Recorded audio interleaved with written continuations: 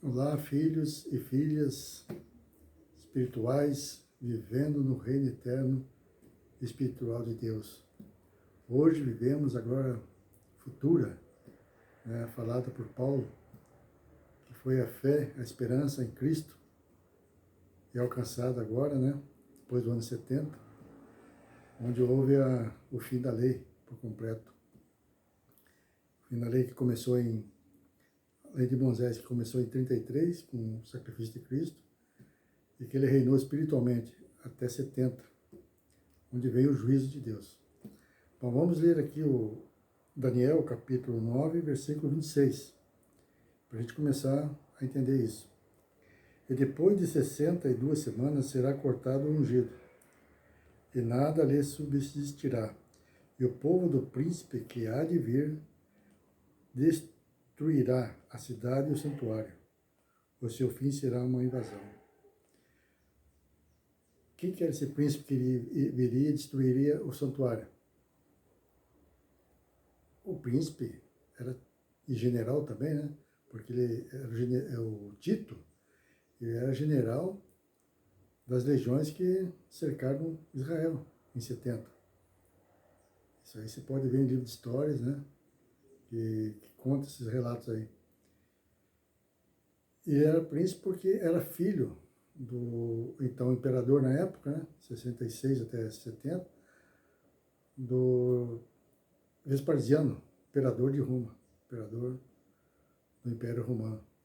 Então, por isso que o Daniel chama ele de príncipe, porque na realidade era um príncipe, era filho do imperador. Então ele vem para destruir, porque aquela geração já estava condenada, para ser destruída no ano 70. Então, começa ali, para essa profecia de Daniel, o que aconteceu em 70. Agora vamos ver também aqui, tem outro capítulo que fala também do que aconteceria em 70. Jesus falando,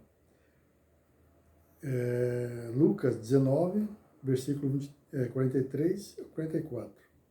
Porque dias virão sobre ti em que os teus inimigos te cercarão de trincheiras, e te sitiarão e te apertarão de todos os lados, e te derribarão a ti e aos teus filhos, que dentro de ti estiverem, e não deixarão em ti pedra sobre pedra, porque não conheceste o tempo da tua visitação.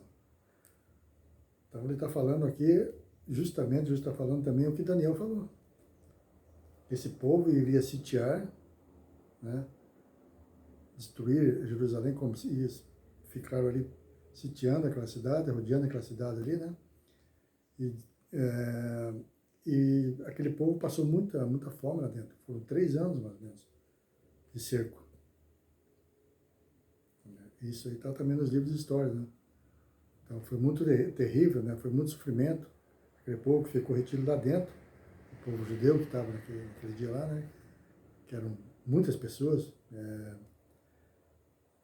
Diz a história que era mais ou menos aí umas 800 a 1 milhão de pessoas, que estavam lá dentro daquela muralha, em Jerusalém na época, Então, eles ficaram sem água, Aquele cerco ali não podia entrar água, não podia entrar alimento, ninguém saía, ninguém entrava.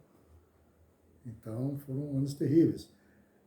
Se você ler o livro de Deuteronômios, capítulo 28, do 53 até o 58, ali narra bem certinho como que foi terrível aquela tribulação, E também agora também no capítulo que fala também sobre esse cerco aí, essa destruição em 70, foi Mateus 3,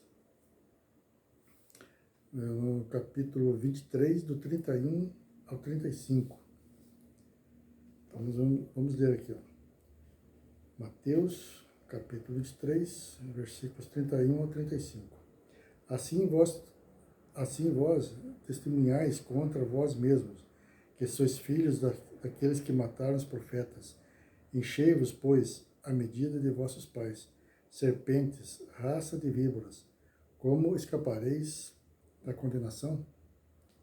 Portanto, eis que eu vos envio profetas, sábios e escribas, e a uns deles matareis e crucificareis, e a outros os perseguireis de cidade em cidades, para que sobre vós caia todo o sangue justo que foi derramado sobre a terra, desde o sangue de Abel, o justo, até o sangue de Zacarias. Então, aquele juízo que estava acontecendo ali, que aconteceu em 70, também foi motivo do sangue derramado dos profetas que Deus enviava.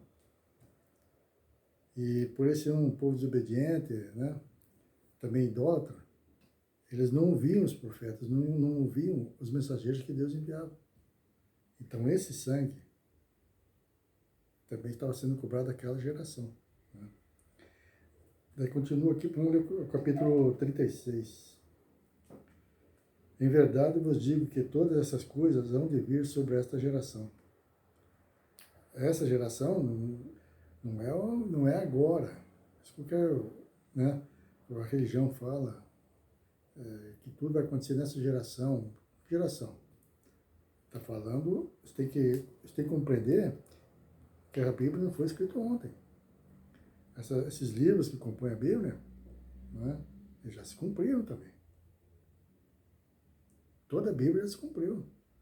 A Bíblia é um livro histórico, não um livro profético, que conta a história religiosa do povo judeu.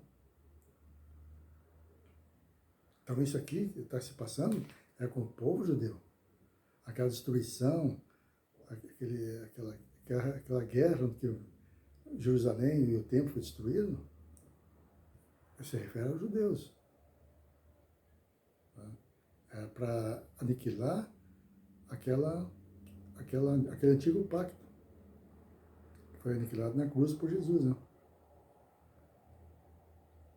Em 70, como eles continuaram com aquele sacrifício, aquelas obrações, de 33 até 70. Aí que Deus, né, escolheu aquele povo lá, como já tinha escolhido na profecia de Daniel, né, para vir e destruir o Jerusalém e o templo dele. Então é para aquela geração, não tem nada a ver com o que a gente fala, que isso aqui não vai acontecer, que Jesus vai voltar. Não existe isso, ele já voltou em 70. Aí é outra história que depois a gente vai conversar em outros vídeos aí. Então ele falou assim, Jerusalém, Jerusalém, que matas os profetas, apedreja os que de ti são enviados.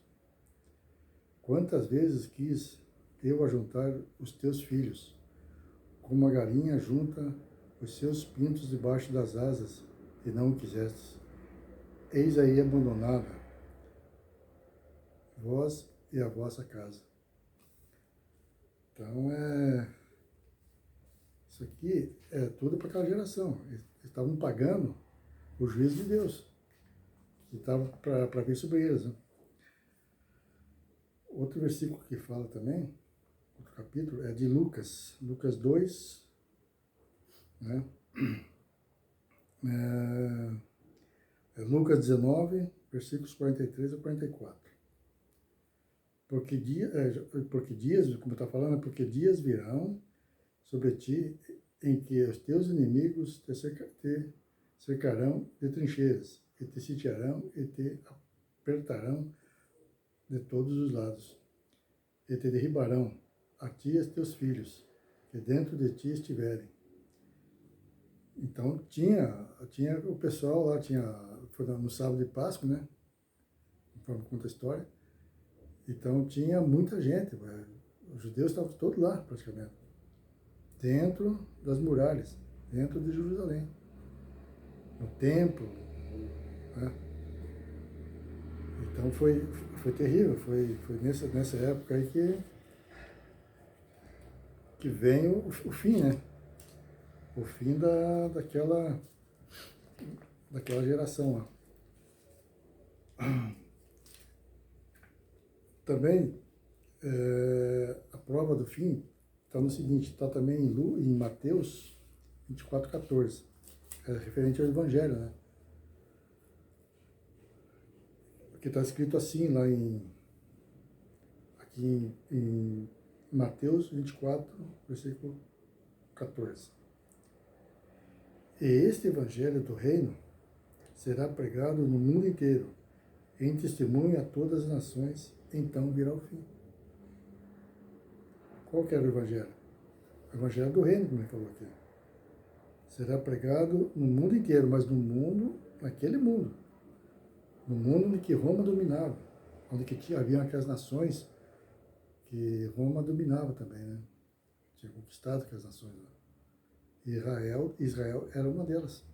Também estava no domínio de Roma. Então é aquele mundo, não é para os nossos dias agora. Não é esse evangelho que eles estão falando aí, que quanto não for pregado em todo mundo, em todas as nações de hoje, não virá o fim. É aí que virá o fim. Não. Ele falou o contrário aqui, ó. E este evangelho do reino é o evangelho do reino. Então, Jesus estava anunciando o reino que viria.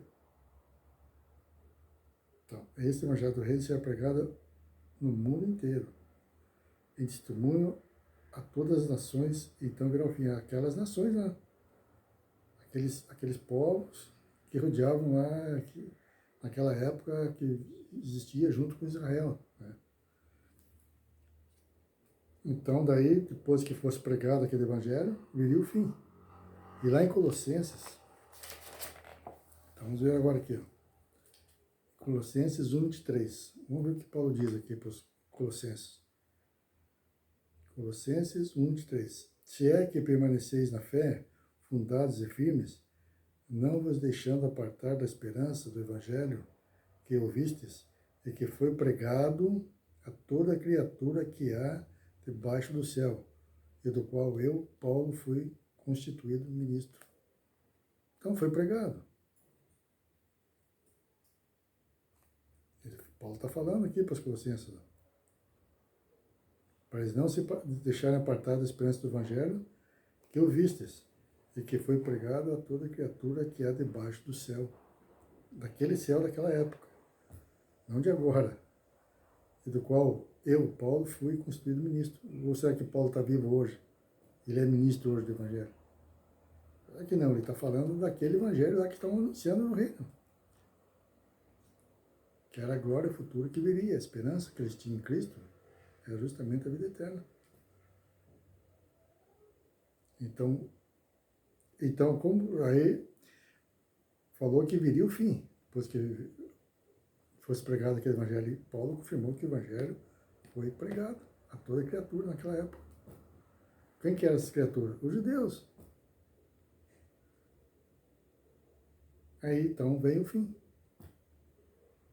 Então, como a gente não pode nessa conversa aí que o fim vai vir, que quando todas as nações de hoje ouvirem o Evangelho, vai chegar ao fim. Não, isso aqui é outra história. O Evangelho, a Bíblia, foi a história, a histórica, é da vida dos judeus. É sobre a religião dos judeus. Não é para nós. Os gentios, que eles falam aqui, né, que nós somos gentios, que muitos falam os gentios, as nações, não fizeram parte daqueles pactos. Os pactos da lei e da graça foram entre Deus e os judeus. Tá bom? Então, e qual o sentido de Jesus ter vindo, Deus ter enviado Jesus para aquela época, para aquela geração? Está em Gálatas, está escrito assim: e na plenitude dos tempos, Deus enviou seu Filho, nascido de mulher, nascido também sob as ordenanças da lei de Moisés. Para quê? Para salvar, para remir todos aqueles que haviam, então aqueles que haviam nascido sobre a lei.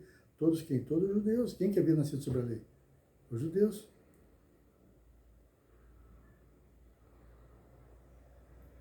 Então Jesus veio justamente para isso. E como ele também falou, numa passagem lá que ele falando, fui enviado senão para as ovelhas perdidas da casa de Israel. Quem que são as ovelhas perdidas da casa de Israel? Da casa de Israel?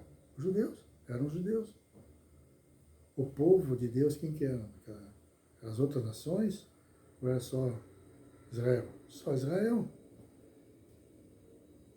Quem que vivia em pecado? As nações que tinham roda ali? Ou os judeus? Os judeus. O pecado era quem cometia o pecado? O judeu. E o que era o pecado? A transgressão da lei.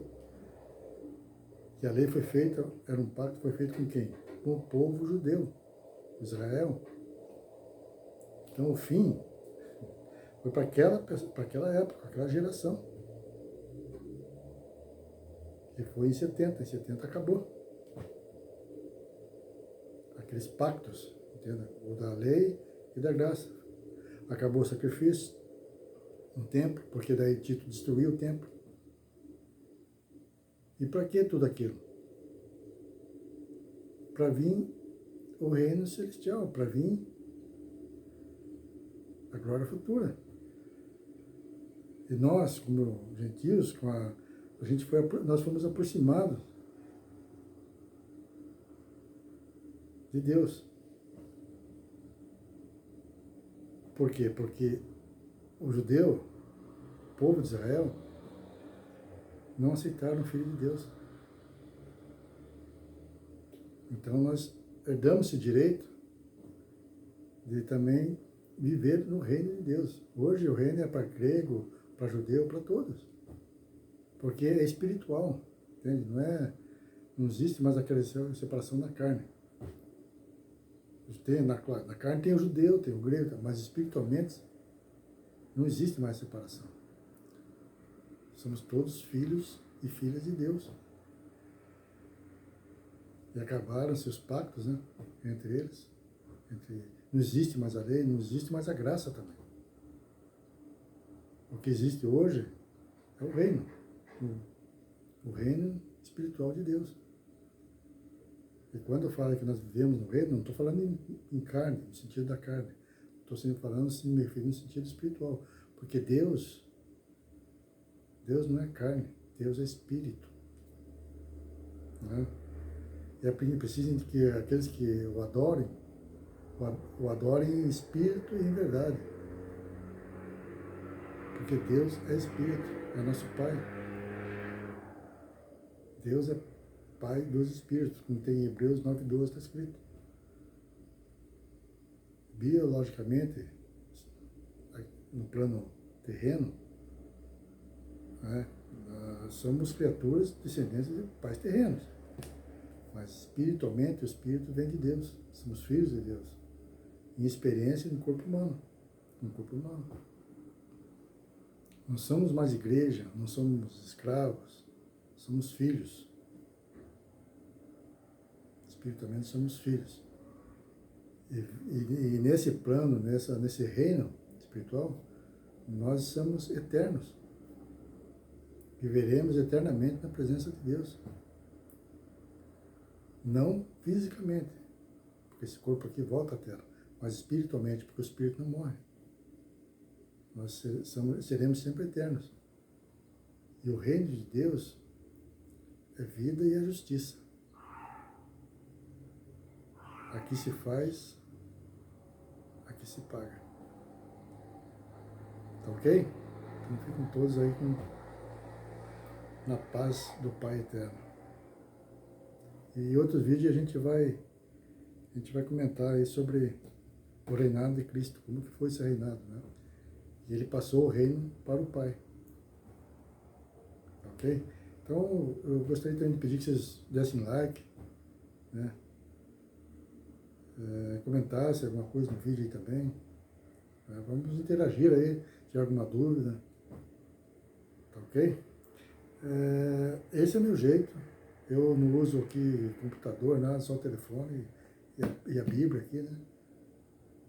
Para passar para vocês aí que hoje estamos vendo o reino de Deus. Tá ok, então? Fique com Deus.